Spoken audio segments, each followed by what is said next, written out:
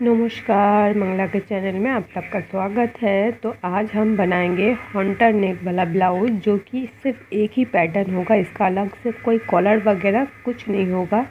ये दिखने में बहुत ही खूबसूरत है और मतलब बनाना बहुत ही इजी है। एक बार अगर आपने इसका पैटर्न कट कर लिया तो बस इसको बनाना एकदम चुटकी में बन जाता है। और इसका फिटिंग आप देख सकते हैं, बहुत ही शानदार है।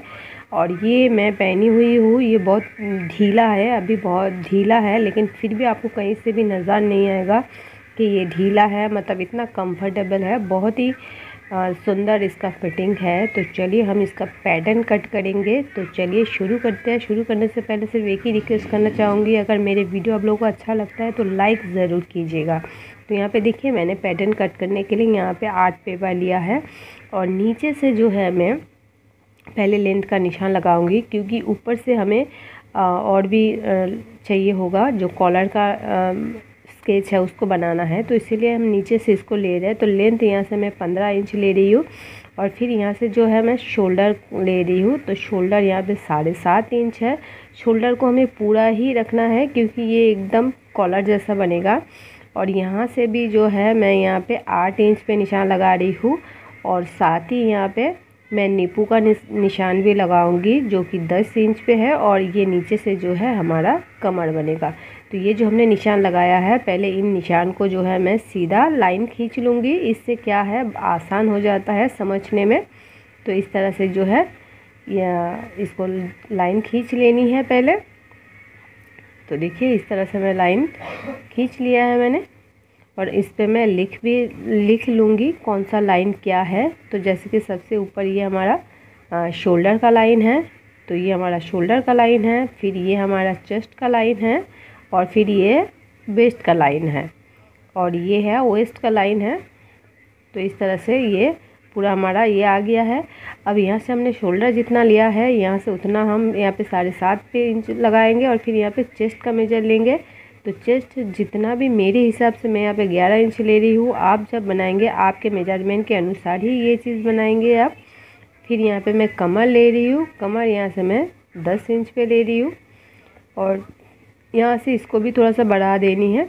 और फिर इन सारे निशानों को जो है पहले हम जोड़ लेंगे इस तरह से।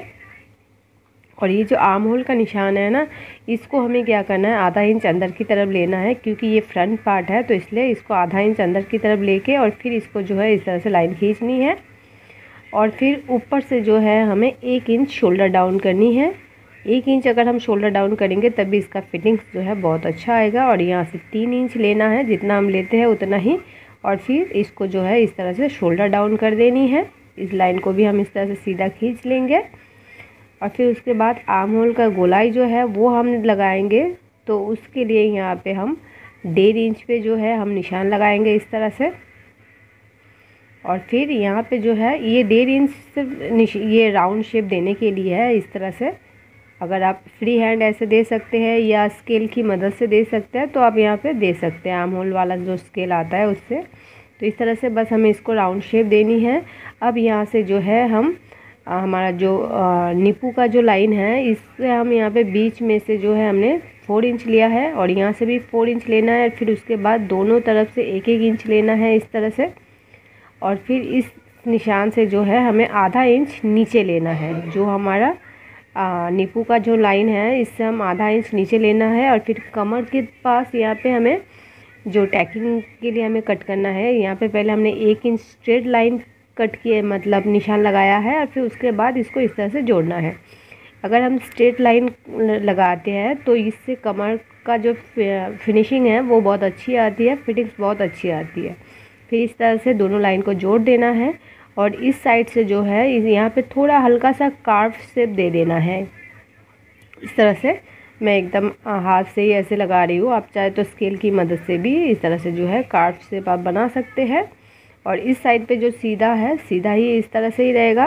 और फिर यहाँ से जो है आर्म होल पे हमें एक लाइन खींचनी है, जो कि हमारा यहाँ पे नीपू का लाइन से जो है आर्म होल की लाइन पे इस तरह से हमें खींचनी है। और आर्म होल की तरफ हमें आधा इंच लेनी है, टोटल आधा इंच लेनी है इस तरह से। और इस आधा इंच को जो है हमें इस तरह से जो है एक साइड पे मिला देनी है, पूरा एकदम नीपू तक नहीं लेके जाना है। और फिर यहाँ पे जो थोड़ा सा कोना नज़र आ रहा है इसको थोड़ा सा राउंड शेप दे देनी है। तो ये आपको हाथ से ही अपने थोड़ा सा शेप देके इस तरह से आपको कर देना है, ताकि यहाँ पे एक राउंड शेप बन जाए, क्योंकि कोना रहेगा तो वो सिलने में बहुत प्रॉब्लम करेगा। और ये जो है ये हमारा यहाँ पे देखिए ये हमारा जो स्केच है ये बन गया है, ये कट हो चुका है यहाँ से। इस तरह से ये हमारा प्रिंसेस कट का जो मार्किंग है ये हो गया है। अब हम कॉलर के लिए हम मार्किंग करेंगे। तो यहाँ पे मैंने 3 इंच नीचे की तरफ लिया है और इसको पहले हम राउंड शेप दे देंगे, जैसे हम देते हैं बिल्कुल उसी तरह से हम नेक को जो है राउंड शेप इस तरह से दे देनी है। और फिर उसके बाद यहाँ से जो है हम ऊपर की तरफ यहाँ से 2 इंच लेंगे, यहाँ से हम 2 इंच लेंगे ऊपर की तरफ, इस तरह से बिल्कुल सीधा एकदम सीधा लेनी है 2 इंच। और फिर उसके बाद यहाँ से 1 इंच हम अंदर की तरफ लेंगे। तो 1 इंच यहाँ से जो है हम अंदर की तरफ लेंगे। तो पहले मैंने यहाँ पे क्या है 2.5 इंच पे लाइन खींचा है और फिर उसके बाद यहाँ पे जो है 1 इंच अंदर की तरफ मैं यहाँ पे निशान लूँगी। तो इस तरह से जो है यहाँ से 1 इंच हमें अंदर की तरफ लेनी है। ये हमारा कॉलर का शेप बनेगा। और यहाँ से जो है 2 इंच ले रही हूँ मैं, और फिर यहाँ से लेके यहाँ तक इसको जो है थोड़ा सा राउंड शेप दे देनी है। इस तरह से इसको खुद ही इस तरह से जो है छोटा छोटा पहले करके और फिर अच्छे से जो है इसको इस तरह से राउंड शेप दे देनी है, ताकि यहाँ का जो शेप है ये सही से आए। क्योंकि ये शेप अगर सही नहीं रहेगा तो फिर कॉलर जो है वो सही फिटिंग्स पे नहीं बनेगा। तो इस तरह से देखिए ये मैंने शेप दे दिया है, कुछ इस तरह से आएगा ये। और फिर यहाँ से जो है हम जितना हमें चाहिए, यहाँ पे मैं 1.5 इंच ही है हमारा यहाँ पे निशान है, यहाँ से यहाँ तक 1.5 इंच है। और फिर यहाँ से भी हम जो है 1.5 इंच पे निशान लगाएंगे। यहाँ पे जितना है यहाँ से भी हम उतना ही लेंगे 1.5 इंच पे। और फिर यहाँ से जो है इस निशान को जो है यहाँ से मिला देनी है, इस तरह से इस निशान को जो है मिला देनी है। एकदम सिंपल सा है, सिर्फ हमने अगर स्केच इसका सही तरीके से बना लिया तो ये एकदम फटाफट से जो है बन जाता है। तो ये देखिए ये हमारा फ्रंट पार्ट का स्केच जो है ये रेडी है। अब इसको हम कटिंग कर लेंगे। तो हमने कहाँ कहाँ क्या किया है वो भी मैं लिख रही हूँ। तो इस तरह से देखिए ये लिख लेना है कहाँ पे कितना हमने क्या किया है नहीं किया है। और अगर आपको कहीं से भी प्रॉब्लम हो रही होगी समझने में तो आप वीडियो को थोड़ा सा फिर रिवर्स करके देखिए, तो आप लोगों को समझ में आ जाएगा मैंने कहाँ पे कितना लिया है। सारा चीज़ मैंने आप लोगों को बताया है। तो अब जो है इसकी कटिंग हम कर लेंगे।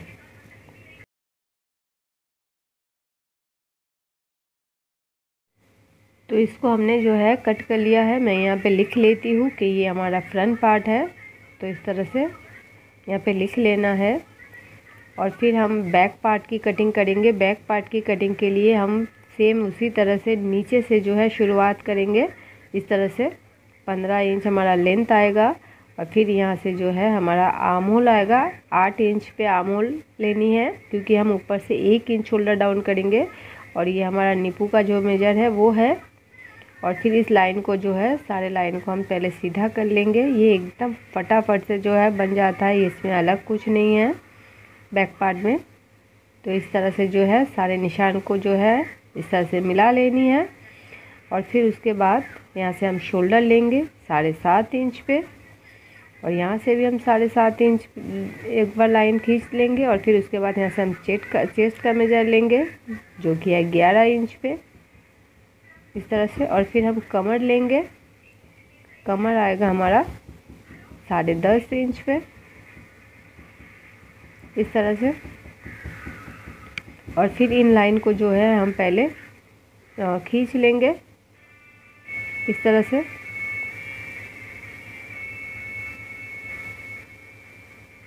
और फिर यहाँ से जो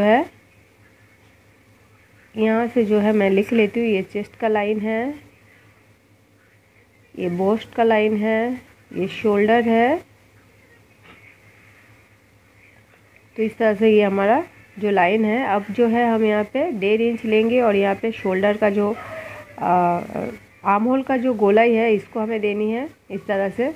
आमूल की गोलाई वाली शेप दे देनी है हमें इस तरह से।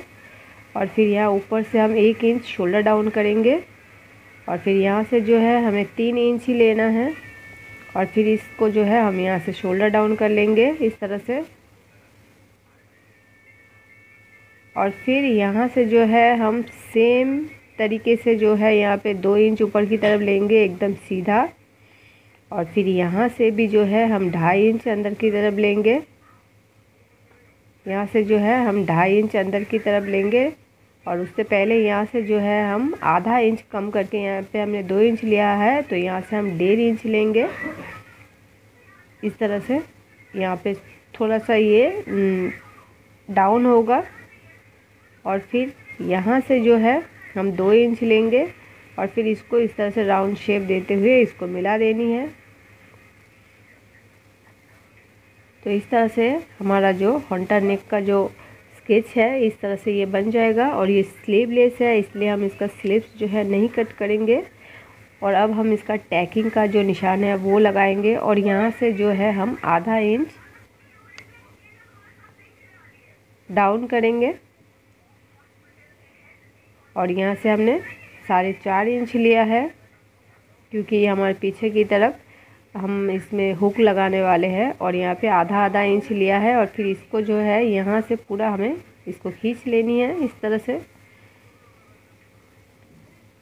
तो ये हमारा टैकिंग आ जाएगा 1 इंच का। तो ये हमारा बैक पार्ट का जो मार्किंग है ये पूरा रेडी है इस तरह से। तो आप देख सकते हैं। तो इस तरह से जो है हमें फैब्रिक कट करते टाइम हमें आधा इंच हमें ज़्यादा लेनी है। अब इसकी कटिंग हम कर लेंगे। तो इसकी कटिंग हमने कर लिया है। और फ्रंट पार्ट में एक चीज़ हम भूल गए थे जो कि है शोल्डर में यहाँ पे थोड़ा सा हमें डाउन करना है सामने की तरफ इस तरह से। और एक चीज़ हमें करना है कमर की तरफ जो है हमें यहाँ से आधा इंच हमें यहाँ पे ऊपर की तरफ कर लेना है। ये हमने नहीं किया था तो इसको भी हमें इस तरह से हम कर लेंगे आधा इंच। तो इस तरह से ये हमारा फ्रंट पार्ट भी रेडी है। तो आई होप आप लोगों को ये स्केच अच्छे से समझ में आ गया होगा। कोई भी प्रश्न है कमेंट में ज़रूर बताइएगा और अगर मेरे वीडियो आप लोगों को अच्छा लगा है तो लाइक ज़रूर कीजिएगा। Thank you.